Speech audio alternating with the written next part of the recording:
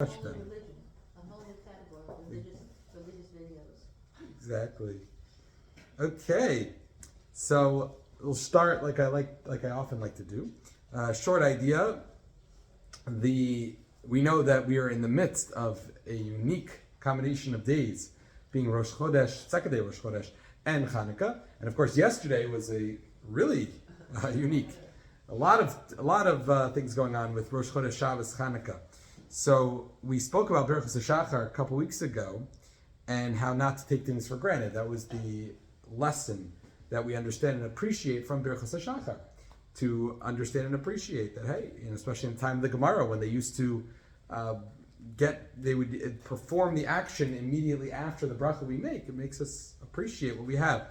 So, so to speak, I heard a mashal from actually Rabbi Gladstein, many of you know, gives the retirees shiur here, and of course has roots in Kew Gardens Hills, that like someone who never appreciated her ability to walk, and they contracted a certain illness or disease that threatened their mobility.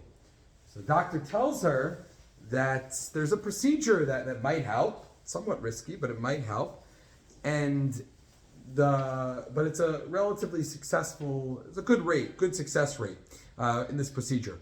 And so this individual is so excited, I guess is the right word at this point, about the procedure, that even as her mobility begins to be affected, what happens is she starts to appreciate all of her every single movement, even though she now can walk less, or it's much more difficult for her to walk than it was a week ago or 2 weeks ago.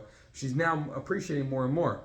And after the procedure, her mobility was restored and even improved, believe it or not. So the rest of her life, she spent her life appreciating her ability to move around. The truth is, this is very true by Rosh Chodesh and Shabbos. Rosh Chodesh, Shabbos, and of course Mila. But Rosh Chodesh and Shabbos were two of the things the Greeks wouldn't let us practice. Right? Wouldn't let us keep our own calendar, couldn't keep Shabbos, and of course Bris Mila as well, among other things. So the truth is that we have Shabbos the whole year, but of course, take it for granted. We have Rosh Chodesh the whole year, but that we definitely take for granted, myself included. So on Hanukkah, we remember how the whole story of Hanukkah is how our ability to celebrate Rosh Chodesh and Shabbos was threatened. So we remind ourselves, at least now, on Shabbos, Rosh Chodesh, Hanukkah, we're a few hours after Shabbos, Rosh Chodesh, Hanukkah, but we're still in Rosh Chodesh, Hanukkah, we remind ourselves never to take them for granted, and we'll include that into our discussion of Berachos HaShachar, to not take anything for granted as well. You know, Rabbi Yudin every Friday gives a Dvar Torah on the Parsha on the Nachum Siegel show. Okay. 8:25. Great Dvar Torah. And he always starts his Dvar Torah with, this week we have the privilege of reading Parshas. Yes. Whatever. And it's such an important life lesson to me. Every week when I hear it again and again. It's true. It's a privilege to be able to read it out loud. That's so funny that you say that, because one of the rabbis I learned under in Baltimore, I was assistant rabbi there, was a Talmud of Rabbi Yudin. And every single drasha he's ever said starts with the words, this would be the incredible privilege to read Parshas Vayetze. Parshas, it's so funny you say that. Now I never understood it until now, so that's great. I like that. Okay, every week, and without fail, this week we have the incredible privilege of reading. I never thought of that. I just thought that's the way he starts his drasha. I like that. Okay, that's beautiful. Thank you. Excellent. Okay, so we'll continue with Pzukei de Zimra, or begin with Pzukei de Zimra. We just introduced it last week, so we finished Berachos HaShachar. Although again, we'll be coming back to that theme throughout, the idea of appreciating every movement, every ability. As Rav Victor Miller famously says, that 99.9%, even one who unfortunately has a life-threatening illness, 99.9% of their blood cells are working. 99.9% of their body is working. Unfortunately, we know that sometimes it's that small amount of blood cells, or one muscle or whatever it may be that is not working properly. Of course, not taking that for granted, but ultimately understanding what we do have and appreciating what we do have. So we'll be coming back to that throughout the shiur, and understanding and appreciating what we do have. But for now, we'll continue with Pzukei de Zimra. I want to get us through the entirety of davening, God willing, by the end of our discussion. Not today. But we'll start with Psukei de Zimra. So Psukei de Zimra literally means Psukei de Zimra, verses, psukim of song. So it's introduced with Baruch Shamar, which we'll speak about, if not today, next week, and it concludes with Yishtalach. Now, the heart of Psukei de Zimra is what we call Ashrei, which of course is mainly Perek Kuf Mem Hey of Tehillim. You'll notice it should be somewhat familiar for those who are familiar with Tehillim. It's chapter 145 of Tehillim for the most part. There are a couple of psukim here and there, but yes. Could I ask you why Ashrei and why not Baruch Shamar? Why is Ashrei And not Baruch Shamar. why is Ashrei Perek Kuf Mem Hey of Tehillim and not And not Baruch. Baruch Shamar, as we'll see, is not, it's just a phrase. It's one bracha that begins Psukei de Zimra. Ashrei is not a bracha. It's in the middle of those two brachos. Bookended, if you will, of Psukei de Zimra is going to be Baruch Shamar and Yishtabach. What we put in between, like Ashrei, we'll discuss, but it's a good question. We will discuss not everything, but most of the things that we throw in there and why we do so. Okay, so first things first, sitting or standing? You get asked this question a lot. Should we sit or stand for Psukei de Zimra? So they used to only stand for Shmona Esrei. That's why it's called the Amidah, of course. They used to only stand for Shmona Esrei. Everything else they would say in shul or wherever they were davening would be done seated. So that was the back in the day, if you will.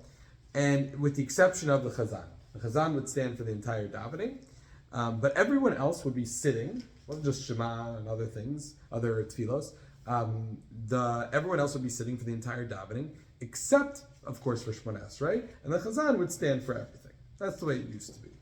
Except, and this is why you'll see some shuls, more common in Israel, I would say, but you see some shuls here, I think more Shtiblach or Hasidish shuls sometimes will do this as well, that because there used to not be a Chazan for Psukei de Zimra. Ever seen that?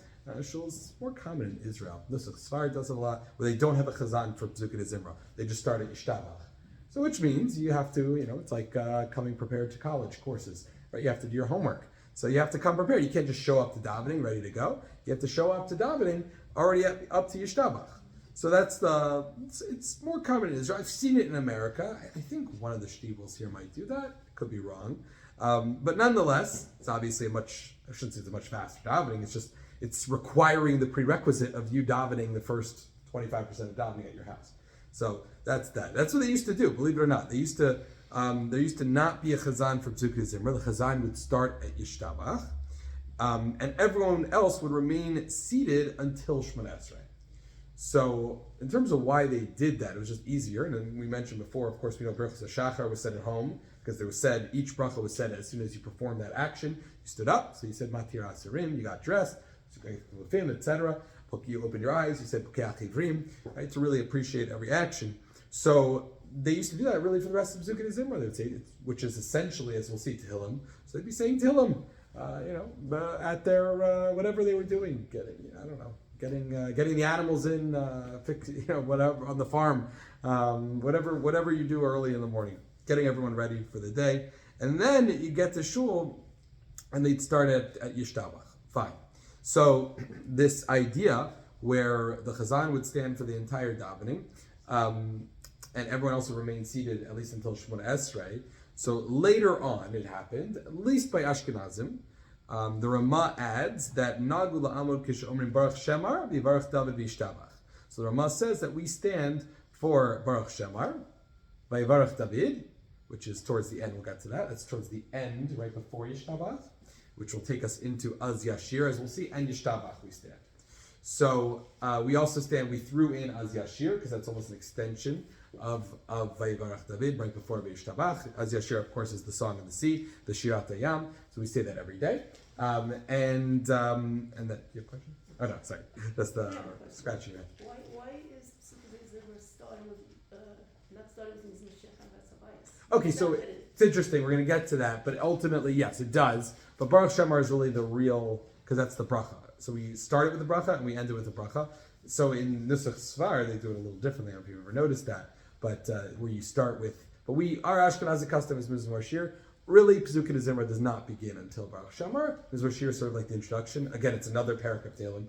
I don't know offhand which parak it is, but it's the same idea. Sorry? Lamed. Lamed, that's right. Mizmor Shir Chanukah Tzavayis Lamed. Yes, that is, we should know, that's on Hanukkah. We say that on But we Hanukkah. do say it. Sorry? We do say it. And then We do, yeah, we do. say it again. I'm sorry? When I was davening, Yeah. we say it. Yeah, because it talks about the Chanukah Tzavayis, so we say Hanukkah, it which a is second time. correct, Shabbos. correct. Only on Shabbos. Right. So that's the Ashkenazic minhag. I believe Sfardim do that as well. Good questions. Okay, so we stand for Az Yashir. So it used to be you only stood for Shemona Esrei. Then later on, the Ramah says, well, you should stand for Baruch Shemar, by Baruch David. We're including Az Yashir in that, the Song of the Sea, Yishtabach. Okay, so now we're standing for almost half the service at this point, or maybe 30-40% of the service we're standing for. Okay, there's another part we'll discuss if there's time today, if not next week. Actually, it reminds me, we're not going to have a shiur next week. Rabbi Glatt and I are actually both going away, different places. But what happens to work out really nicely, I don't want to cancel one without the other, and we're both going away. So next week we won't have the shiur, but we'll continue 2 weeks. So when I keep on saying next week, I mean 2 weeks. Next shiur, as I always say. My students always point that out because I teach girls twice a week. So I always say tomorrow. Or, tomorrow we don't have you tomorrow, we don't have you for another week, okay. So, next class, next time we meet is what I mean. So we'll discuss this idea of Mizmor L'Soda, which is a very interesting paragraph, very interesting tefilah. We stand for that as well. Excuse me, we don't stand for this, Halukah. I mean, you could. You can stand for anything, really. There's really no... Shema, we like to sit, but we really don't stand... You don't have to stand... You could stand for anything you want, probably with the exception of Shema and Berachos Kriya. Shema, you should really sit, but everything else you can. But Halukahs, we generally sit. Unless you're... sometimes when my back's acting up, it's like really annoying going up and down, up and down. I don't... Yeah. Yes, it's easier for me to just remain standing. It depends on my mood. But yes. Why wouldn't you stand for Shema, which is the apex? Very good. Excellent. I've had that question for many years. Excellent question. And the answer, the simple answer, although we'll speak about it when we get to Shema, the simple answer is that you have to have a lot of kavanah, which then leads me to my next question, which is, well then Shemona Esrei, which apparently is part 2 of the most important part of your davening, and we should be sitting, meaning it should be consistent with whatever, those 2 are the most important things. So you have to understand the difference between Shema and Shemona Esrei, even though they both require a lot of kavanah, in terms of understanding what they accomplish. Let's leave it at that. But the simple answer is a great question. The simple answer is Shema, we need you to have extra kavanah. Shemona Esrei we do as well, except that Shemona Esrei, unlike Shema, Shemona Esrei you're standing before the king. Shema, you're not really standing before the king, you're accepting the king's yoke of reign, whatever. Ol Machlus Shemayim. Shemona Esrei, however, you are literally standing in front of the king. You would never sit when in the presence of the king. So Shema, you need to prepare yourself, which you should do with a lot of concentration, which is easier done via sitting. It's an excellent question, and especially while we're sitting, standing. You see that by the Yom Noraim. That gets me in my back every year. I don't mind standing. Stand the entire time. Stand during the Elah, or just don't. Sit, stand. That gets me. Sometimes I just like to remain in one position. Wait till the knees go. Yes, or wait till my back really goes. Excellent. Fair point. Okay.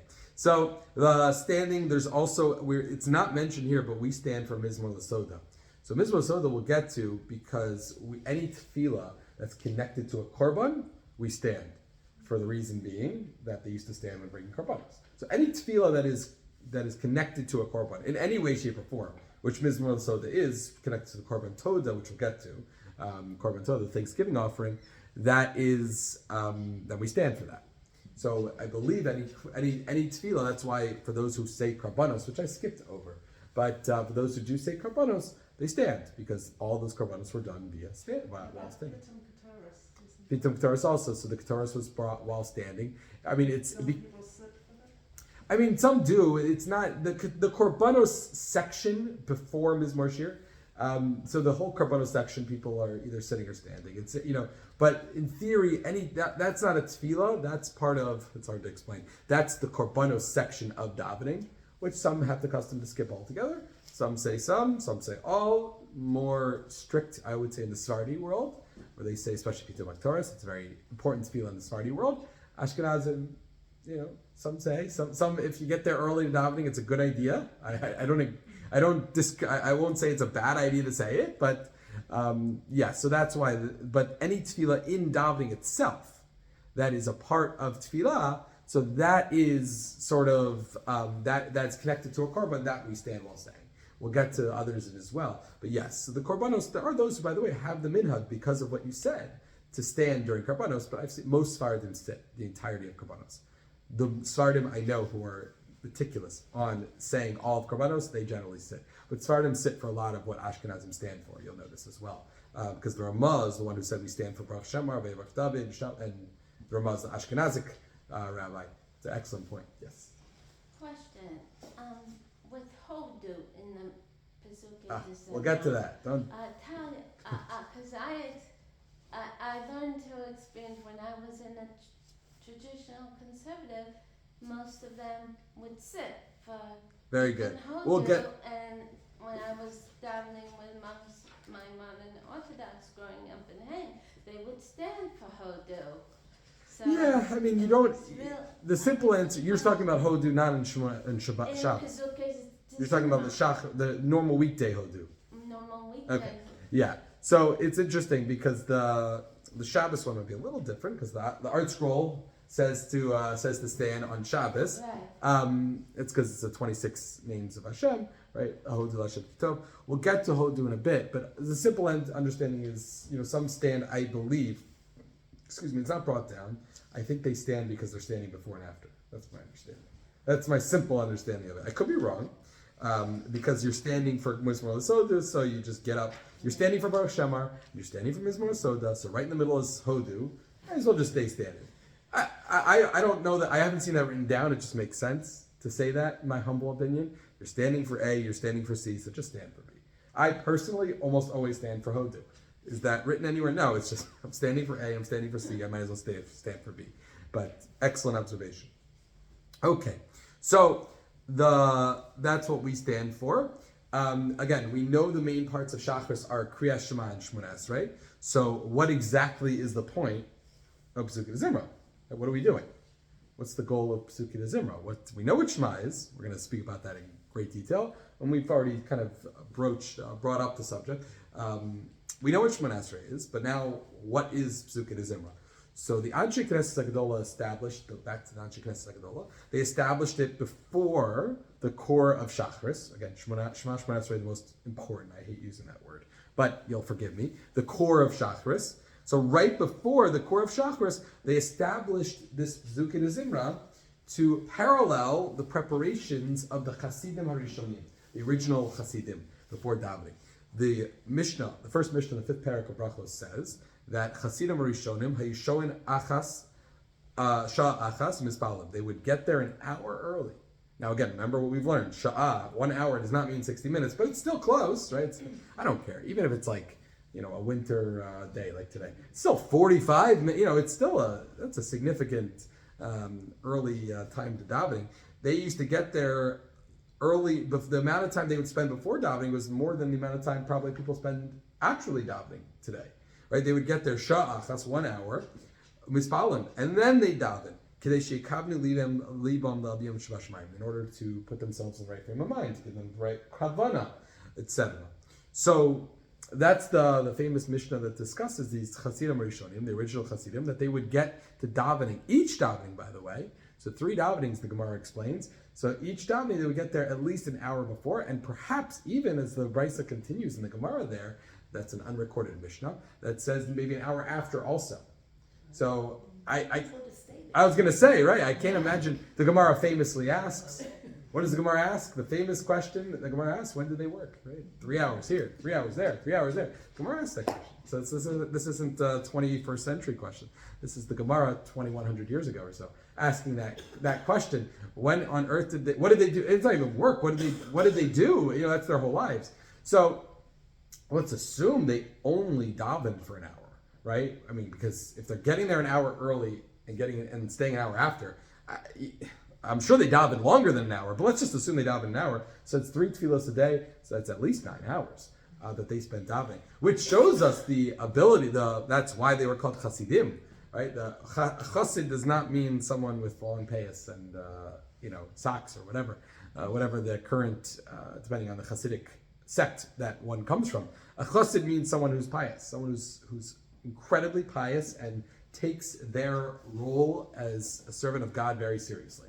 That's the way I would say it. Similarly, They appointed, or they just decided on their own that they wanted to do it? very good. So it seems to be that the Hasidim Rishonim, whenever the Gemara discusses Hasidim Rishonim, they kind of made it up. They did it on their own. Yeah, they had a pasuk, as we'll see. They proved this from like they didn't just make this up, but similarly. So that's the word Chasid, the word Haredi.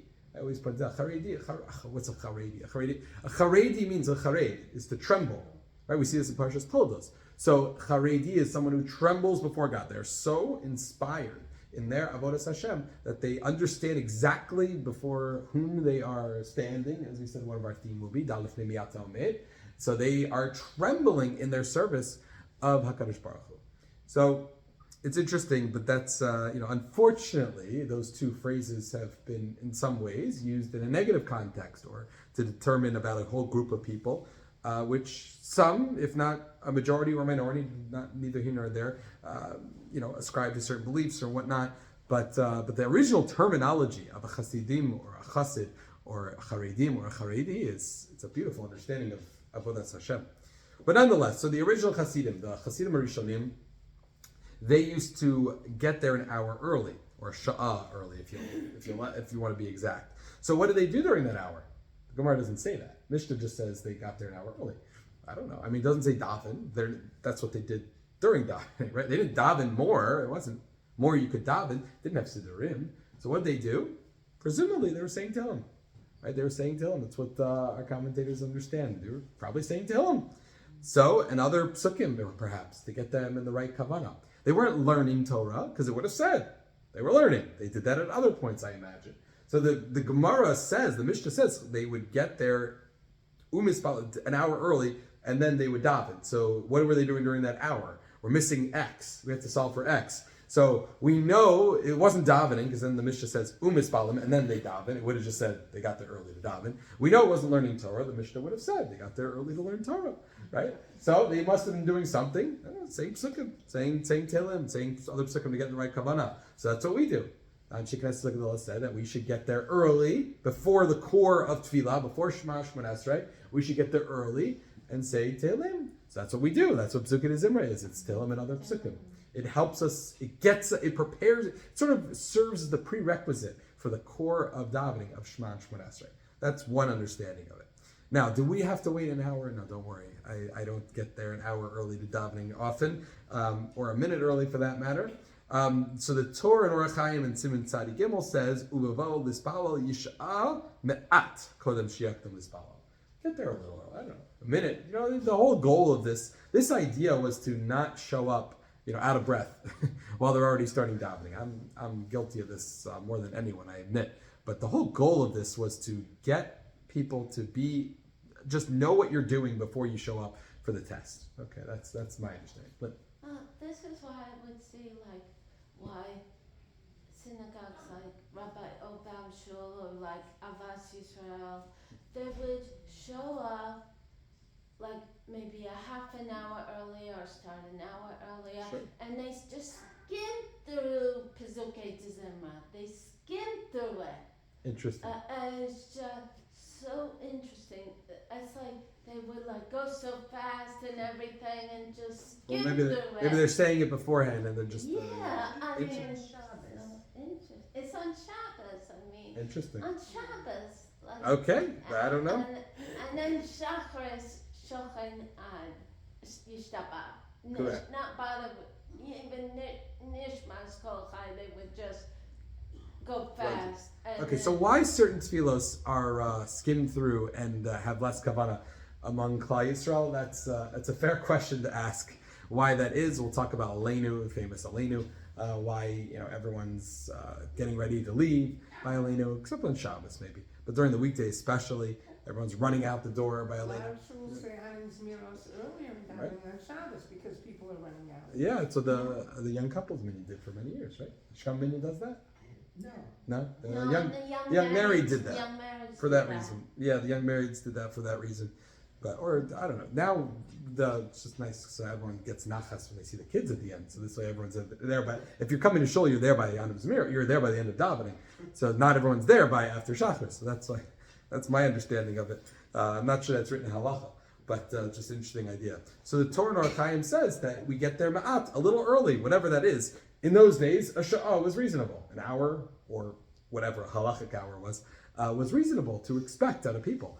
But today, ma'at, whatever, a little bit, whatever you can do, just the goal is to understand what you are doing. Again, Pesukei de Zimra is really that. Pesukei de Zimra is to get you in the right frame of mind, but obviously it'd be better to get even earlier. Again, I'm speaking to myself on this one. I hate to say it, but it's true.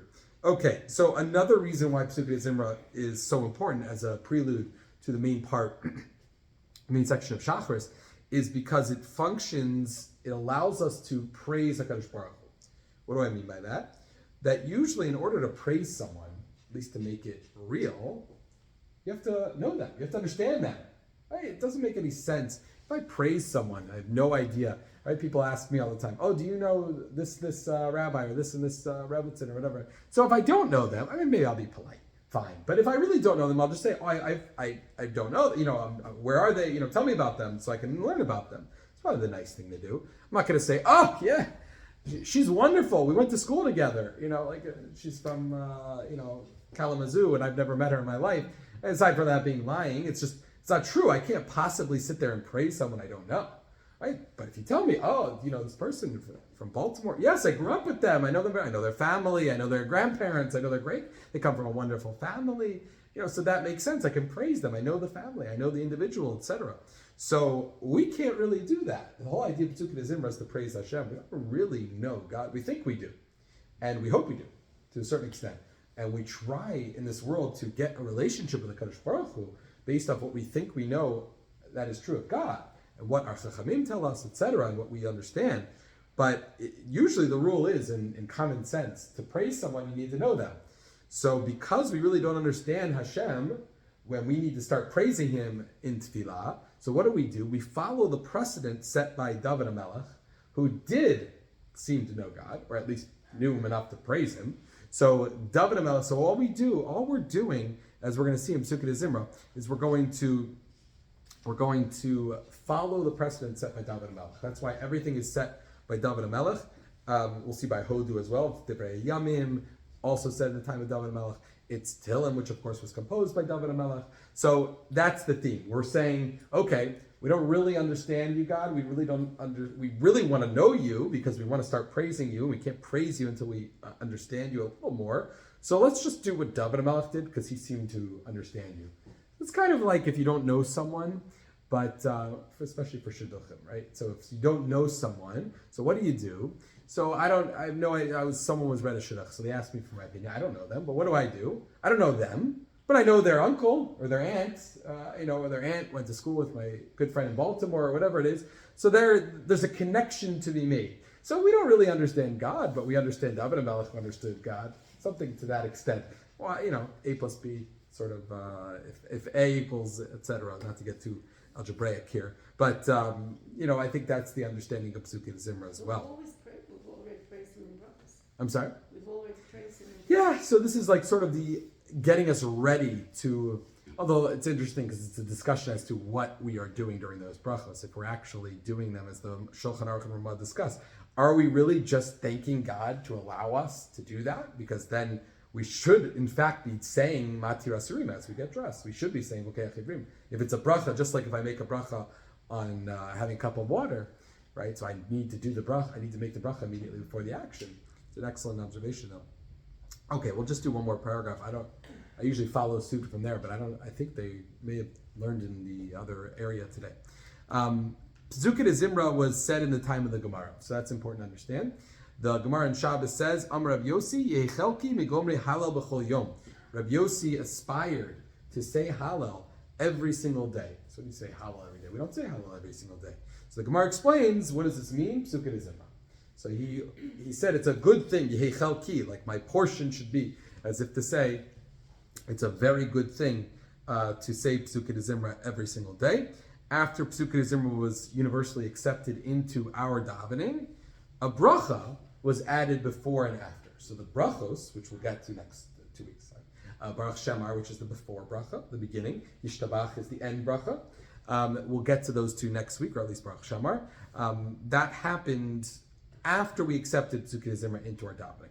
So we accepted it to prepare us as part of either to set the stage to allow us to understand the relationship between David HaMelech and HaKadosh Baruch Hu, to praise HaKadosh Baruch Hu, or to understand, to sort of prepare us mentally, emotionally, to get us in the right frame of mind for Shema and Shemona Esrei. Then that will get us, so we accept it as davening. Well, now that we accept it as davening, we usually like to have a bracha before and after, to begin and end. So then we added Baruch Shemar and Yishtabach. So Baruch Shemar is going to serve as the introductory paragraph to Pesukei Zimra, which is really just a prerequisite to Shema and Shemona Esrei. And Yishtabach sort of ends that and gets us into the Shema stage of davening, the Kriyas Shema, and then Shema, and then Shemona Esrei. So we'll stop here. We'll continue with Baruch Shemar next week, Ezra Hashem, and then we'll go into Hodu. 2 weeks. 2 weeks, thank you. Next time. Session. Next time I shouldn't say next time we meet. Next But session. next time